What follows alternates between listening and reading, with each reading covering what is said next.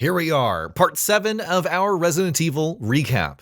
We spent the last few parts of this series talking about events in Raccoon City, and now, or after having covered the events of Resident Evil 2 and both Outbreak games, here we're going to wrap up the Raccoon City storyline, well, for the time being, with Resident Evil 3.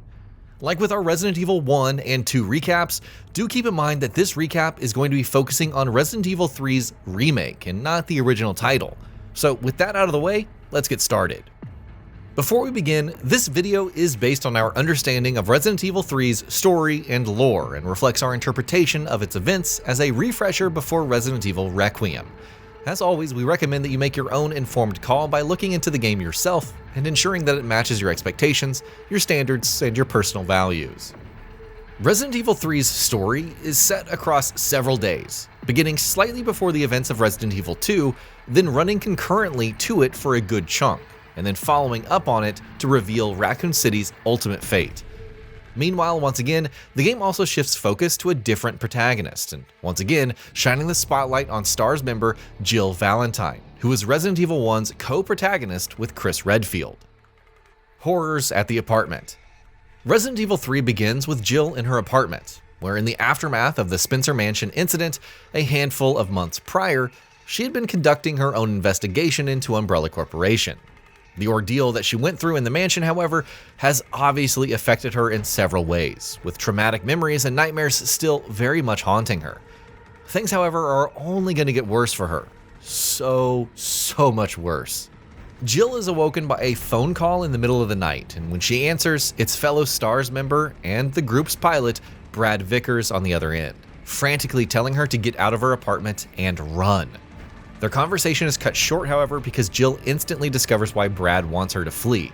Her apartment is broken into, which is a mild way of putting it, by a hulking monstrosity that seems to have one goal in mind: killing Jill.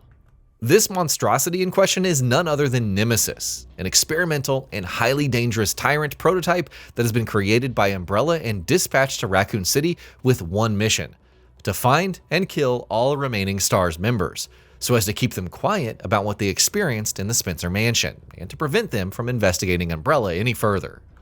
As Nemesis advances, Jill flees from her home, while the creature stomps onward after her, leaving a trail of wreckage and flames in its wake. Somehow Jill is able to narrowly escape, and it's not long afterwards that she crosses paths with Brad Vickers on the streets of Raccoon City. Their rendezvous, however, is short-lived, because the two are soon overwhelmed by an oncoming mass of the undead. As Jill trudges onwards to make it to a nearby roof where the escape chopper seems to be waiting, Brad is bitten and decides to stay behind, sacrificing himself to buy time for Jill to escape. Carlos enters the scene. Jill makes it to the roof, but Nemesis is not far behind. The bioweapon destroys the chopper, and in a desperate attempt to save her life, Jill gets into a car and rams it into Nemesis, driving both it and herself off of the building's roof.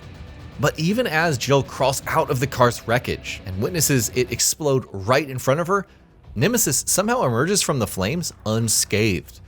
Right in the nick of time, however, she is rescued by a man named Carlos Oliveira, who uses an anti-tank missile to deal with the monster, but not permanently. No, Nemesis is going to be around for a while.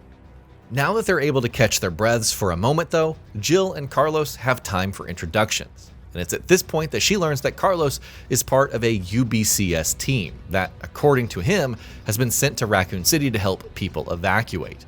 But of course, given Jill's past with Umbrella and knowing everything that she knows about the company, her instant reaction is to distrust Carlos. She also sees, however, that helping Carlos, who says that he and his squad are in the process of getting subway trains up and running to get people out of the city, is the only option she has right now. Carlos's squad. Carlos leads Jill to the subway station where he introduces her to the rest of his squad: Nikolai Genovese, Tyrell Patrick, and their leader, Mikhail Victor. They brief Jill on their plan to get the subway train running and the tracks functional again, following which they'll be able to transport all of the civilians that are taking refuge in the station to beyond Raccoon City's limits. And though Jill has come nowhere close to trusting any of them, given that they are Umbrella employees with probably suspect motivations, she does agree to help them in their rescue efforts. Those efforts take her back out onto the streets of Raccoon City, with a good chunk of the game from that point onward seeing Jill traveling to and braving different horrors all through the city. From the poisonous Drain Demos at the power station, to countless zombies all over the town, to hunter gammas in the sewers and more. And of course, as you would expect, the relentless and terrifying Nemesis does not give up its pursuit of Jill either, and more than a few times she has to either fight or flee from the monster, only narrowly managing to do so each time. During her attempts to get the train running again, meanwhile, Jill also learns more about both Carlos and Nikolai, who seem to be polar opposites in terms of morality. Where Carlos genuinely seems like he's the only person interested in helping people and getting them out of the city, Nikolai clearly has hidden goals of his own. He and Jill butt heads on more than one occasion, and it quickly becomes clear to her that he is going to be trouble one way or another, but more on that in a bit. Ultimately, Jill is able to do what she needs to do to get the train running again, and after harrowing encounters with Nemesis, finds her way back to the station. Here, the squad splits up again. Jill climbs aboard with Nikolai, Mikhail, and a bunch of civilians, while Mikhail orders Carlos and Tyrell to stay behind and continue their other mission, which is to track down one Dr. Nathaniel Bard, a biologist in Umbrella's employ who has apparently been working on a vaccine for the T-virus. The train sets off, but obviously things don't go to plan. None other than the Nemesis shows up again, attacking the train. But as Jill, on Mikhail's orders, tries to escape the car that the two of them are in, she is locked in and trapped by Nikolai. Nemesis, meanwhile, grabs Mikhail, who, in a bid to stop the creature, sacrifices himself by blowing himself up with C4. Nemesis is temporarily downed, but the train also derails as a result, and in the crash, Jill loses consciousness. Back to RPD. At this point, we switch focus to Carlos, who has playable sections of his own in Resident Evil 3. Carlos and Tyrell travel to the RPD building, where they believe that they will find Dr. Bard, with Mikhail having previously received intel that suggests that he might be in the STAR's office. As they enter the station, which happens a few hours before the beginning of Resident Evil 2, they spot a zombified Brad, attacking and taking a chunk out of Lieutenant Marvin Branagh. Branagh is able to escape, while Carlos and Tyrell put zombie Brad down, following which they enter the building and resume their search for Dr. Bard. When Carlos arrives at the STAR's office, however, Dr. Bard is nowhere to be seen, though the researcher soon contacts him and reveals some dire information. Bard informs Carlos that he fled from RPD a while back and is currently trapped in the Spencer Memorial Hospital, which, as luck would have it, has been overrun by zombies and bioweapons of all manner. What's more, Umbrella has apparently also started targeting and eliminating multiple scientists and researchers who it believes could blow the whistle on the company, and Bard, who has been researching a T-virus vaccine, is a top candidate for elimination. What Carlos doesn't know, however, is that it is none other than Nikolai who has been going after Umbrella researchers in the city, but we'll get to that. At this point, Carlos is also radioed by Jill, who has regained consciousness after the train crash. She tries to brief Carlos on everything, but their conversation is cut short because soon, predictably enough, Jill is attacked by Nemesis once again. By this point, the creature has mutated beyond all recognition and has turned into a terrifying, massive four-legged monstrosity. Jill takes Nemesis on in a harrowing fight once again, this time in front of an imposing clock tower. And though she is able to defeat her foe, but again, not permanently, she doesn't come through unscathed. Nemesis impales her in the arm, infecting her with the T-virus, following which she loses consciousness. Carlos's nightmares. Resident Evil 3 then shifts focus to Carlos once again, who finds an unconscious and deathly ill Jill at the clock tower and carries her to Spencer Memorial Hospital, where he hopes to retrieve a vaccine from Dr. Bard and use it to save Jill's life. At the hospital, however, when Carlos does finally make it to Bard's office, he finds the researcher dead with a gunshot wound to his head, courtesy of Nikolai, unbeknownst to Carlos. Before dying though, Dr. Bard managed to record a final video message on his computer, which reveals startling things to Carlos. In his message, Bard reveals that it was Umbrella itself that developed the T-virus and is responsible for the outbreak in Raccoon City, something that Jill obviously knew, but Carlos had no knowledge of. Bard also reveals that he was ordered by Umbrella to create a vaccine, but that once the outbreak happened, the company's board decided to destroy it in hopes of erasing any evidence that could link them to the disaster. Thankfully, Carlos is able to retrieve the vaccine and use it on Jill, following which he decides to head to an underground facility named Nest 2, which, as Bard revealed in his final message, is where he safely stored more of that vaccine. Whatever Carlos does, however, he will have to do it quickly. It turns out that in just a few hours, the United States government will be launching a nuclear strike on Raccoon City in order to stop the spread of the infection and wipe out all of the zombies and monsters that roam the city.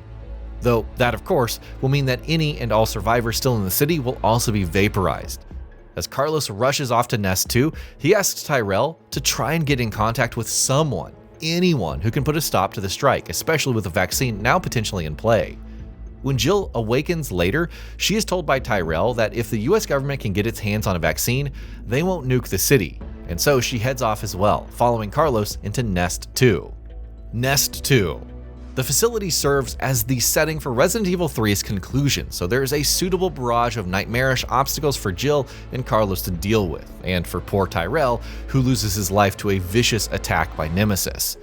Though Jill succeeds in synthesizing a vaccine, she is soon ambushed by none other than Nikolai, who, it turns out, has actually been hired by an unknown third party to not only sabotage Umbrella's plans to hide its role in the outbreak, but also gather combat data on Nemesis, not to mention other Umbrella bioweapons. And lo and behold, Jill is then soon attacked by Nemesis once again, which also proves to be the perfect opportunity for Nikolai to nab the vaccine from her. Jill, however, has only one concern just then: dealing with Nemesis once and for all. By the time of her final confrontation, the creature has mutated and transformed aggressively, and is eventually a little more than an amorphous blob of, stuff. Using a powerful and experimental railgun, however, Jill is able to finally destroy Nemesis for good. Nikolai turns chaos into leverage. While this had been going on, Carlos was in pursuit of Nikolai in hopes of retrieving the vaccine. And now that Nemesis has been dealt with, Jill followed suit, following the pair into the facility's rooftop. Here, things come to a head between Jill, Carlos, and Nikolai. Nikolai destroys the vaccine, dashing all hopes of survival for Raccoon City and everyone in it. In the ensuing scuffle, with Carlos's help, Jill succeeds in incapacitating Nikolai with a gunshot to the shoulder. When asked about who is his actual employer, Nikolai still refuses to yield that information, telling Jill that he will only answer her if she helps him escape the city. That, however, is obviously not to Jill's liking. She and Carlos decide to leave Nikolai behind and escape Raccoon City aboard a helicopter. As the chopper flies away, Raccoon City is struck by a nuclear missile, vaporizing and completely destroying everything within the city. In Resident Evil chronology, that is so far the last that we have seen of Raccoon City, though of course, we do know that we will be returning to the iconic location in the upcoming Resident Evil Requiem. In Resident Evil 3's final moments, meanwhile, just like Chris, Leon, and Claire before her, Jill vows to put a stop to Umbrella's activities once and for all and expose everything that the company has been involved in. And that's it for our recap of Resident Evil 3. When we return for part 8 of our Resident Evil recap, we'll cover the events of Code Veronica, which takes us to Europe and shifts attention to the Redfield siblings. And that'll be about it for this one. If you guys like what we're doing at Gaming Vault, please consider subscribing to our channel, and I'll see you guys on the next video.